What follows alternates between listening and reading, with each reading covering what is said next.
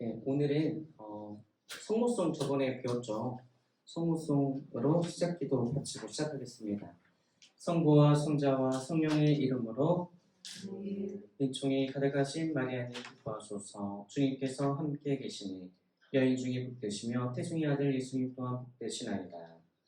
주의 성모 마리아님 이제와 저희 죽을 때 저희 죄인을 위하여 빌어주소서. 아멘. 성부와 성자와 성령의 이름으로 아멘.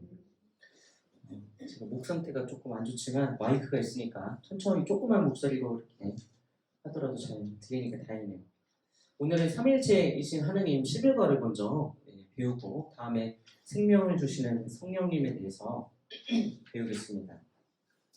생명을 준다라는 것을 우리가 좀 생각을 해보면 안식일에 담긴 뜻을 우리가 저번에 제가 말씀드린 것 같아요. 안식일에 담긴 뜻은 그냥 쉬는 게 아니라 하나님께서 창조하신 그 세상을 보고 질서를 딱 잡고 또 복을 빌어주는 어떤 은총의 어떤 순간을 안식일이라고 볼 수 있어요.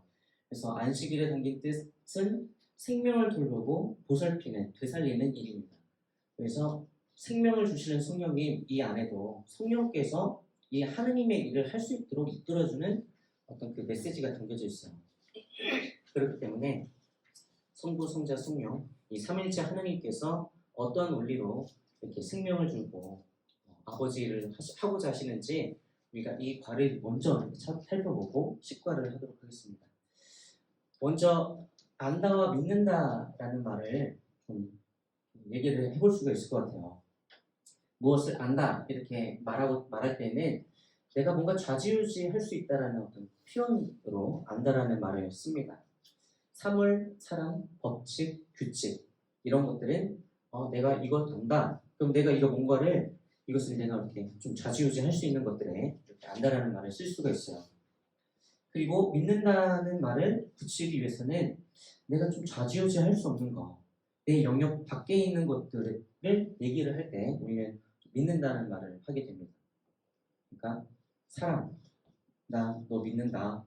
이거는 내가 할 수 없기 때문에 이 사람에게 내가 할 수 없기 때문에 뭔가 맡기는 그런 거가 있어요. 내가 좌지우지 할 수 없는 거. 그리고 하느님, 신에게 등등 이렇게 우리가 믿는다는 말을 그때 붙일 수 있습니다. 그리고 뭐 사람, 사물, 법칙, 규칙 등을도 우리가 뭐 믿는다라고 표현할 때도 있지만 그것도 자세히 살펴보면 뭔가 이 법칙, 규칙 등을 의인화시키는 것들이 좀 많을 거예요. 그래서 안다는 것은 내가 좀 좌지우지 할 수 없는 거. 믿는다는 것은 할 수 있는 거, 할 수 없는 거.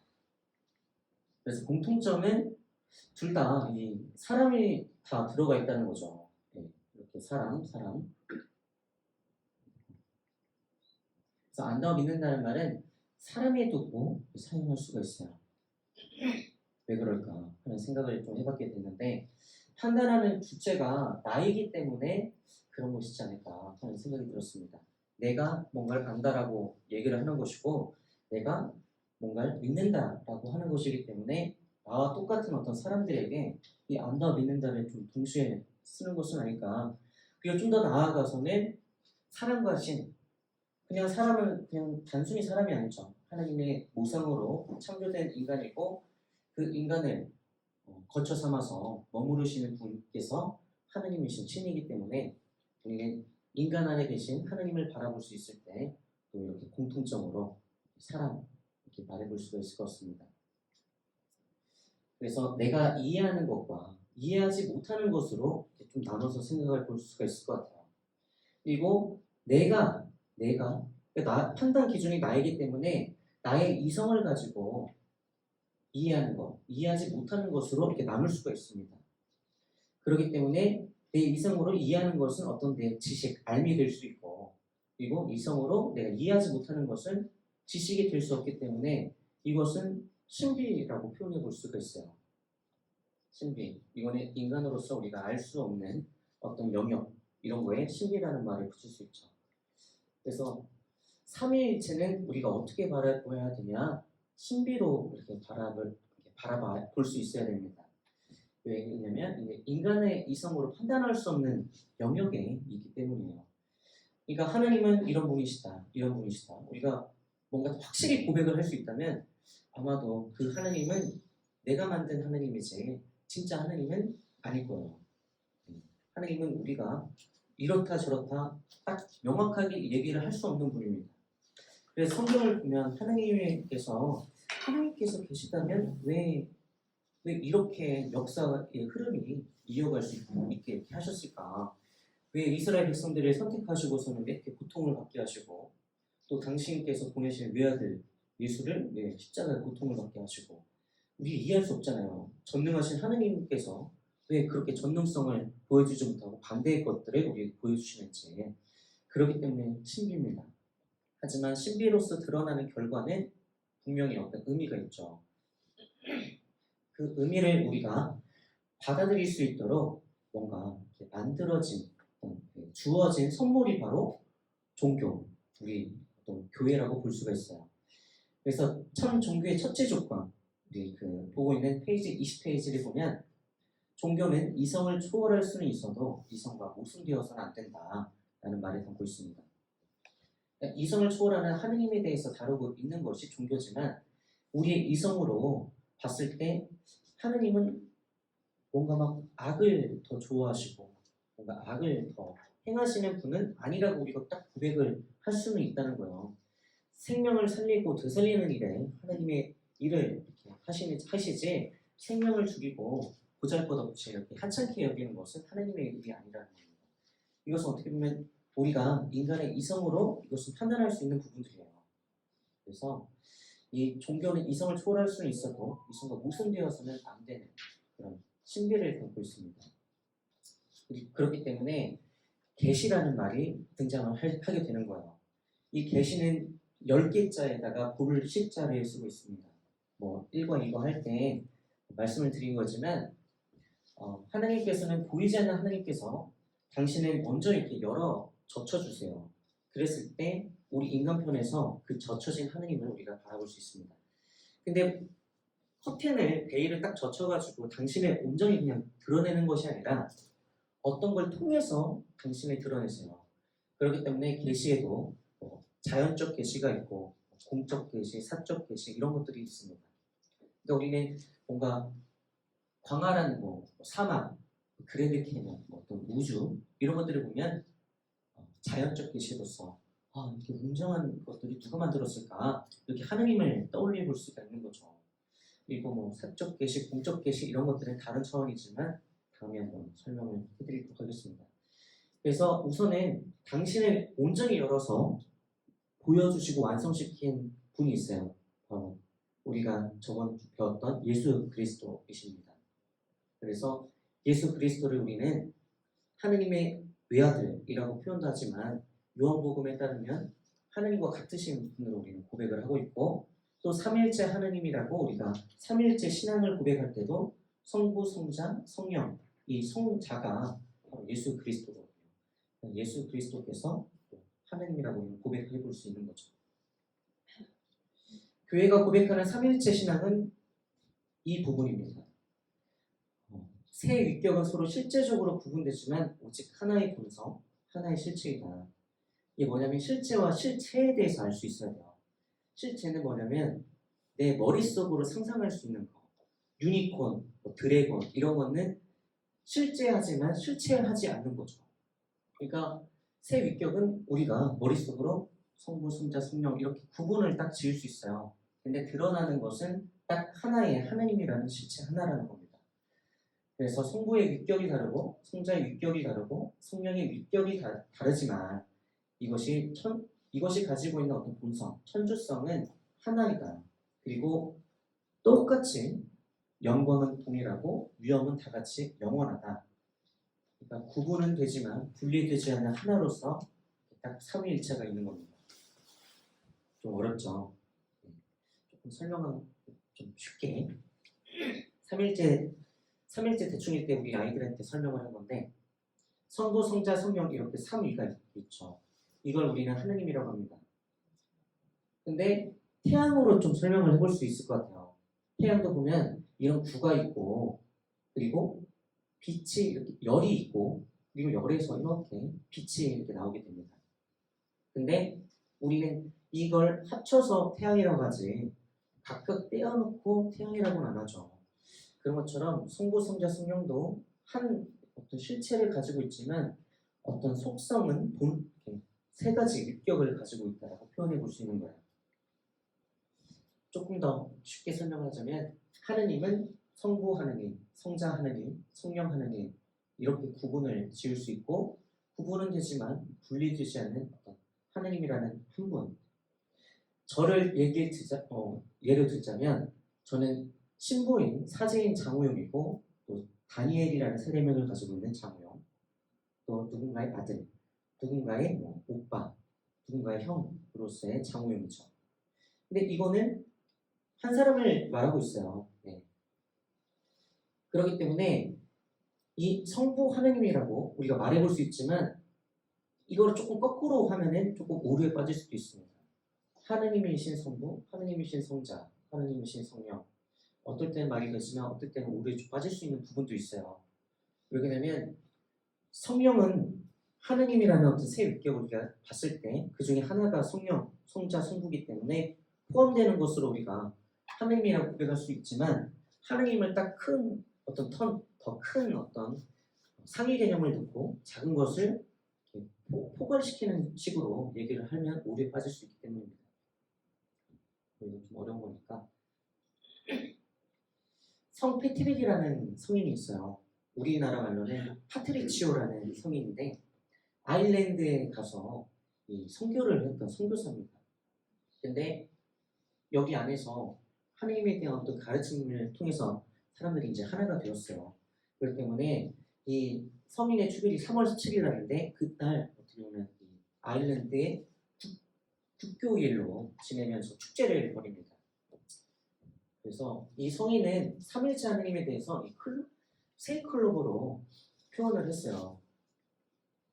그래서 한 클로버에 세 잎이 붙어있대 성부, 성자, 성령도 이와 같다. 우리는 클로버를 볼 때 세 개라고 하지 않죠. 세 개가 하나로 있는 클로버라고 고백을 하는 겁니다. 그래서 이렇게 축제를 보내요. 초록색 옷을 입고.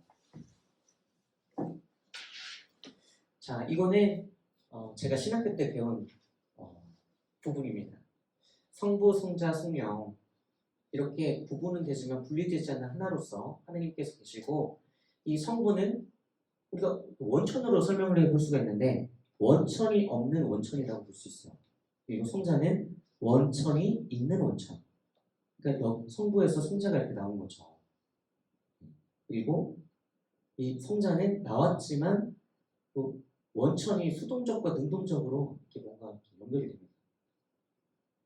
그리고 성령은 이 성부와 성자에게서 발한 존재예요. 그래서 우리가 그 메미서 8쪽과 9쪽에 보면 신앙 고백이라는 기도문이 있어요. 니케아 신경이라고 있는데 거기에서 성령을 성부와 성자에게서 발하신 분으로 이렇게 고백을 하고 있는 부분도 있습니다. 그렇기 때문에 성부는 어떤 낳으시는 분, 발하시는 분, 창조주 성부의 모습을 볼 수 있고 성자는 낳으심을 받는 분, 발하시는 분, 발에서 성령이 있는 거죠. 성령은 발하심을 받는 분 이렇게 볼 수가 있어요. 그래서 성부는 창조주, 성자는 어떤 구세주, 그리고 성령은 이 성부와 성자를 연결시켜주는 어떤 원리로서 작용하는 거예요. 그래서 성령을 다음 시간에 배우는 이유는 이 성부, 성자를 통해서 우리는 성령을 알 수 있기 때문에 삼위일체를 먼저 좀 알아보고 성령에 대해 설명을 하고자 하는 것입니다. 그러니까 삼위일체 하느님의 원리는 어떻게 보면 사랑이라고 볼 수가 있어요. 그리고 이 사랑의 그러니까 삼위일체가 성부, 성자, 성령이지만 그 어떤 교부들은 성부가 있고 성자가 있으면 이 성부, 성자를 연결해주는 이 끈 이게 성령이라고 고백하는 성인도 있습니다. 왜냐하면 성령은 성부와 성자를 연결시켜주는 거예요. 그래서 우리가 마테오, 마르코, 루카복음 보면은 공통적으로 성부를 뭔가 욕해도 거부해도 성자 그리스도를 거부해도 용서받을 수 있다. 하지만 성령을 모독하면 용서받지 못한다라는 말들이 있습니다. 이렇게 되면 성령을 거부하면 성부 성자를 동시에 거부하게 되고 성령을 거부함으로써 삼위일체 하나님을 딱 거부하게 되는 거거든요. 그래서 성령은 이어주는 끈이라고도 볼 수가 있어요. 아무튼 그래서 삼위일체의 원리를 보면 사랑인데 이 사랑의 원리를 이 두 가지로 우리가 바라볼 수 있습니다. 하나는 서로 다른 대상을 하나로 일치시켜주는 것이 사랑이에요. 그러니까 누군가를 내가 사랑하면 이 사람과 하나가 되고 싶습니다. 그리고 진짜 사랑하면 내가 원하는 것을 막 강요하는 것이 아니라 이 사람이 뭘 좋아하는지를 내가 먼저 파악하려고 애쓰죠. 그래서 그 사람이 좋아하는 것을 함께하고자 합니다. 이 말은 있는 그대로 상대방을 내가 인정하고 상대방을 위한 자리를 마련하는 거예요. 그렇기 때문에 이 사랑의 원리로서 서로 일치를 이루고 있고 그러면서 있는 그대로 상대방을 인정해주고 있습니다. 그러면서 자리를 이렇게 마련해주고 있죠. 이게 삼위일체의 원리, 사랑으로서 우리는 삼위일체 하나님을 이렇게 설명해 볼 수 있습니다. 그리고 삼위일체의 원리는 사랑이자 또 다른 말로는 함께 있는 거. 그렇기 때문에 우리는 하느님을 사랑이라고 고백하고 있지만 또 임마누엘이라고 고백할 수도 있어요. 우리와 함께하고 계시는 하느님. 그래서 함께 있는 것이 얼마나 중요한지 삼위일체의 원리를 통해서 알 수가 있습니다. 그래서 교황님께서도 동성애자, 낙태를 한 사람들, 그 사람들을 볼 때 낙태, 동성애는 과감히 안 된다, 해서는 안 된다라고 얘기를 하고 있지만 그 사람들을 이 교회가 내쳐서는 안 된다.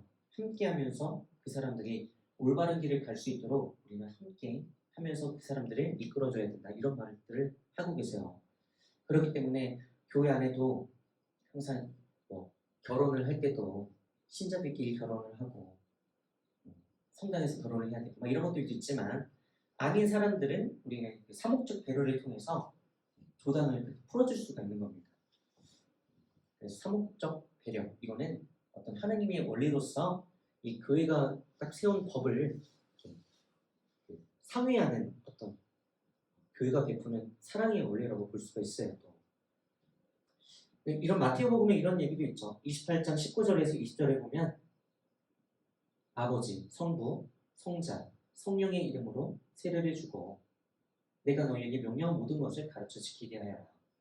명령한 모든 것은 하느님의 일입니다. 생명을 되살리고 보살피는 것. 그러니까 서로 사랑하라는 세 계명으로도 말해볼 수가 있어요. 그러면서 보라, 내가 세상 끝날까지 언제나 너희와 함께 있겠다. 그러면서 삼일째 하느님, 성부, 성자, 성령, 그리고 마지막에는 언제와 함께 있겠다라는 하느님으로서 끝맺음을 하고 있습니다.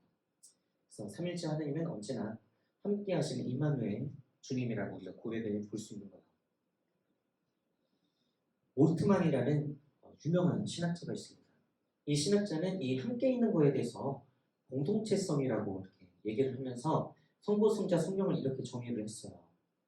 성부는 성자와 성령과 함께 구약에서 활동을 했던 하나님입니다. 창조와 관련이 있죠. 그래서 우리는 뭐뭐로부터 어떤 원천을 얘기할 때 성부를 얘기할 수 있다. 성자는 성부와 성령과 함께 신약에서 활동했던 존재다. 그래서 우리가 말씀이 사람이 되시어 우리 가운데 서셨다.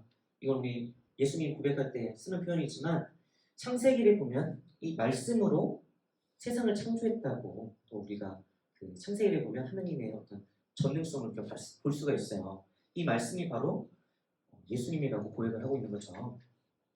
그렇기 때문에 신약에서 이 성자는 활동을 했던 구세주, 구원과 관련된 분이십니다.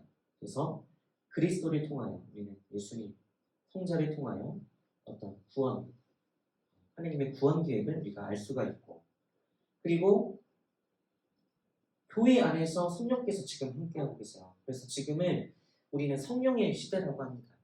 성부는 구약의 시대, 성자는 신약의 시대, 성령은 지금까지 이어지고 있는 시대가 바로 성령의 시대라고 볼 수 있어요. 그래서 성령께서는 성부와 성자와 함께 교회 안에서 활동하시면서 완성을 향해 나아가게 하는 원리로서 작용하고 있습니다. 그러니까 우리는 하나님께로부터 나와서 예수 그리스도가 누구인지를 우리가 알아감으로써 임마누엘 하나님과 일치를 완성을 향해서 나아가게 된다는 거예요. 그래서 이 성령은 성부로부터 우리가 나와서 성자를 통해서 성령을 우리가 성령께서 도와주심으로 인해서 우리는 성도께 다시 되돌아가는 겁니다. 그래서 창조, 구원, 성령 이거 어떻게 보면 우리 이 세상이 망하는 날까지 성령께서는 어떻게 보면 함께하고 계시는 거예요. 교회 안에서. 그래서 계속 우리가 하나님의 어떤 방향성을 잃지 않도록 도와주는 분이 바로 성령이라는 거죠. 다음 시간에 좀 더 성령에 대해서 알아볼 텐데, 그래서 우리는 창조, 구원, 성령이라고 딱 얘기를 하지만 이것이 하나로 같이 움직이는 거예요. 왜 그러냐면 이미 이루어진 구원을 우리는 살아가고 있습니다. 예수님께서 십자가 죽음으로 인해서 이미 우리는 구원을 받았어요. 그래서 구원을 받은 존재로서 우리는 또 하나님의 자녀가 되고 그렇게 하나님께 나아가는데 이 완성된 구원을 향해서 우리는 나아가고 있고 그 완성을 도와주는 분이 바로 성령이라는 거죠.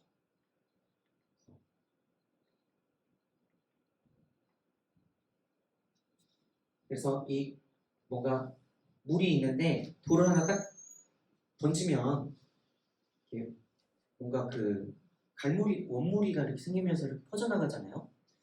그러니까 여기에 어떤 예수님의 십자가 사건이 딱 있습니다. 여기에 딱 떨어진 거예요. 세상이라는 어떤 물에 예수님의 십자가 사건, 구원을 주는 어떤 사건이 딱 떨어졌을 때 이것이 퍼지면서 함께 이렇게 창조권 종말이 함께 이렇게 가는 겁니다. 이건 뭐 좀 어려운 얘기일 수도 있지만 이렇게 구원이라는 것은 과거와 현재, 미래를 연결시켜 주는 거예요.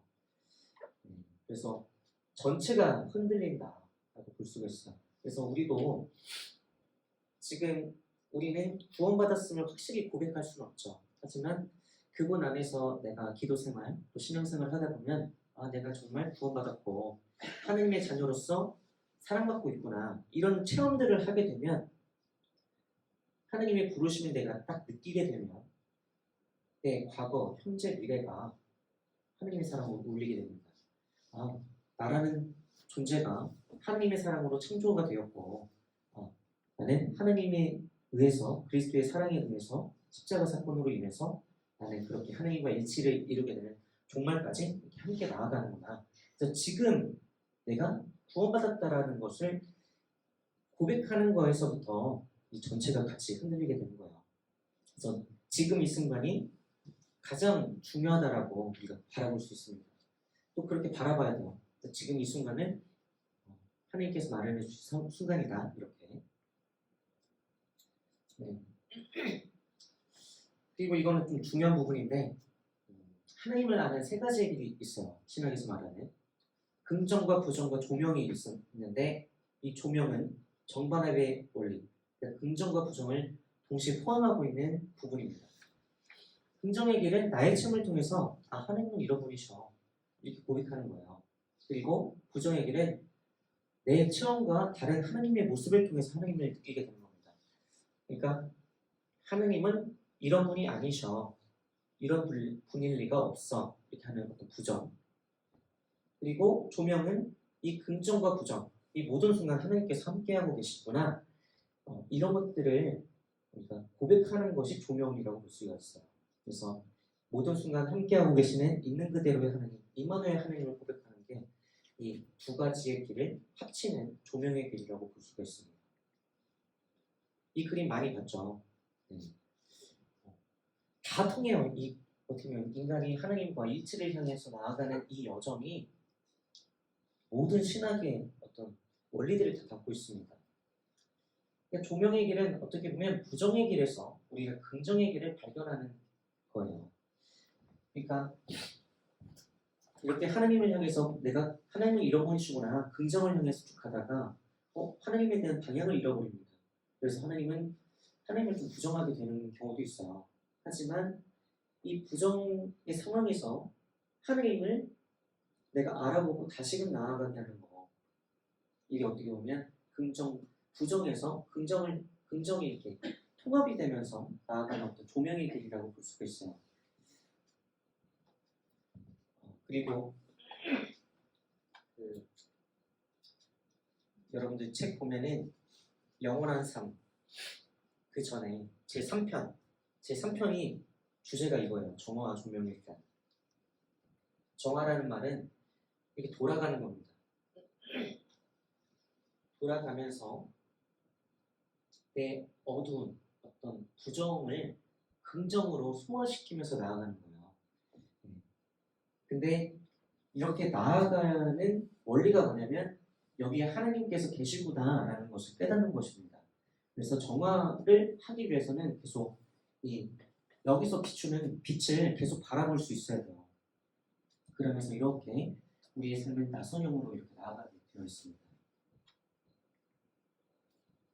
그리고 이 긍정의 길은 또 다른 말로 예수 그리스도, 이 십자가의 사랑을 우리가 내 삶 안에 받아들이는 것이다 라고 또 표현해 볼 수가 있어요.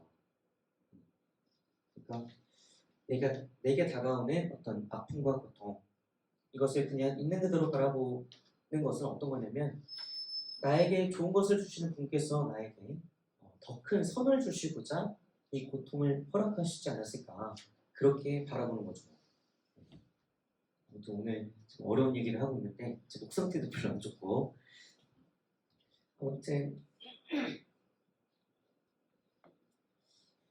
이 삼일째 하느님에 대해서 우리가 미사 중에서 가장 좀 잘 드러나고 있는 부분이 이 마침 영광송이라는 생각이 들어요. 성찬의 전례가 끝나고 주님의 기도 들어가기 전에 사제가 하는 부분인데 저는 이 부분을 특별히 그래서 노래로 합니다. 왜냐하면 이 내용 자체가 정말 큰 선물로 우리가 다가올 수 있어야 돼요. 그리스도를 통해서, 그리스도와 함께, 그리스도 안에서 성령으로 우리가 하나가 되어서 하나님을 모든 명예와 영광을 주시는 분으로 고백할 수 있어야 된다는 겁니다. 그래서 삼일째 시민은 예수 그리스도의 삶으로 온전히 드러났어요. 그래서 우리는 예수님의 어떤 공생활을 다루고 있는 부분을 복음이라고 이렇게 말을 하면서 기쁜 소식으로 받아들일 수 있습니다. 그래서 예수님께서 보여주신 이 사랑의 삶을 통해서 우리는 성부 하나님을 알게 되었고 또 성령 하나님의 존재를 희망할 수 있게 되었어요. 그래서 특별히 예수님께서 십자가에 돌아가시고 나서 40일 뒤에 승천하시고 나서 그리고 성령을 이렇게 보내주셨어요.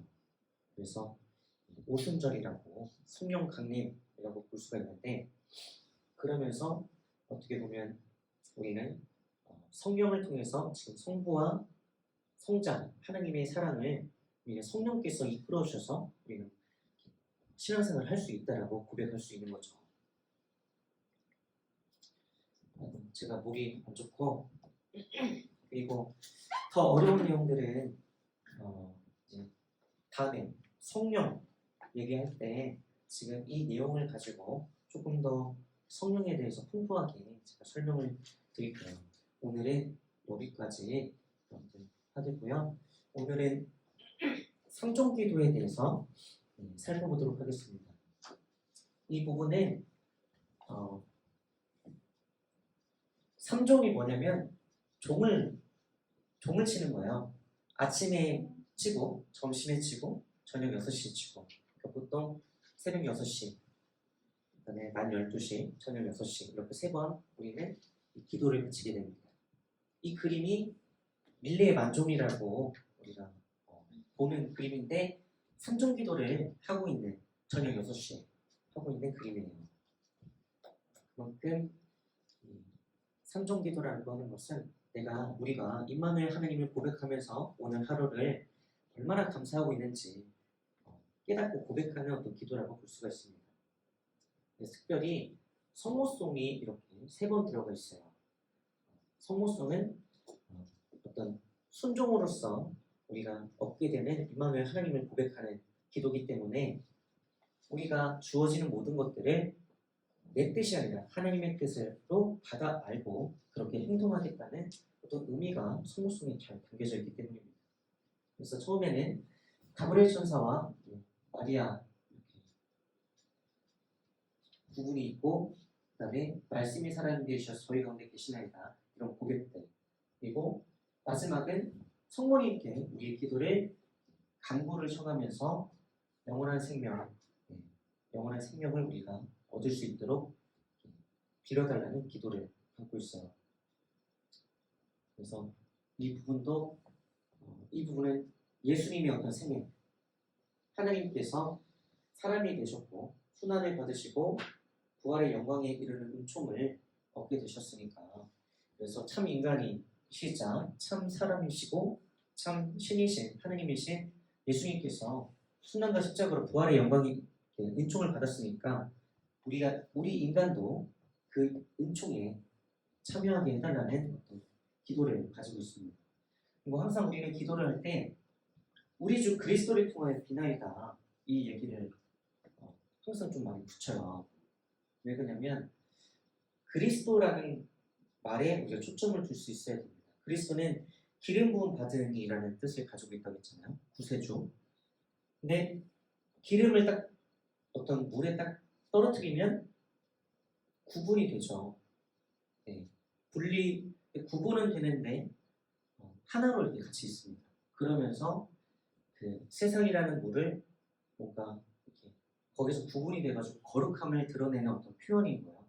근데 이 그리스도 구세주의 모습을 예수님께서 어떻게 보여주셨냐?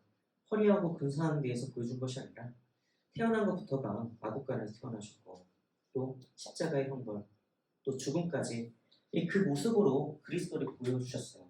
그래서 우리 삶도 반복되는 우리의 삶도 아침에 눈 뜨고 저녁에 잠드는 순간까지의 우리의 삶도 이런 그리스도 아주 자그마한 것에서도 우리가 구세주 예수님 또 하느님을 고백할 수 있어야 되기 때문에 모든 순간 함께하고 계시는 또 하느님을 나는 다 고백할 그리스도를 통해서 고백한다는 거예요.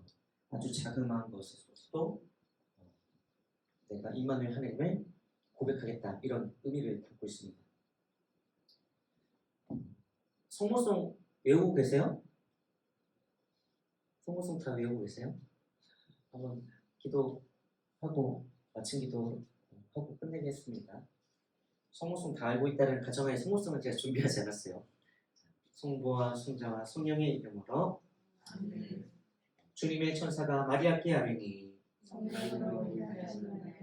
인총이 가득하신 마리아님 기뻐하소서. 주님께서 함께 계시니 여인 중에 복되시며 태중의 아들 예수님 또한 복되시나이다. 천주의 성모 마리아님 이제와 저희 죽을 때 저희 죄를 위하여 빌어주소서. 아멘. 주님의 종이오니 그대로 죄에 이루어주소서. 인총이 가득하신 마리아님 기뻐하소서. 주님께서 함께 계시니 여인 중에 복되시며 태중의 아들 예수님 또한 복되시나이다. 천주의 성모 마리아님 이제와 저희 죽을 때 저희 죄를 위하여 빌어주소서. 아멘. 이의 말씀이 사람이 되시어 저희 가운데 계시나이다. 인총이 가득하신 마리아님 기뻐하소서. 주님께서 함께 계시니 여인 중에 복되시며 태중의 아들 예수님 또한 복되시나이다. 천주의 성모 마리아님 이제와 저희 죽을 때 저희 죄를 위하여 빌어주소서. 아멘. 천주의 성모님 저희를 위하여 빌어주시어. 그리스도께서 약속하신 영원한 생명을 얻게 하소서. 기도합시다. 하느님 천사의 아름으로 성자께서 사람이 되심을 알았으니 성체의 순환과 십자가로 구원의 영광에 이르는 춤을 저희에게 내려주소서. 우리 주 그리스도를 통하여 비나이다. 성부와 성자와 성령의 이름으로 아멘.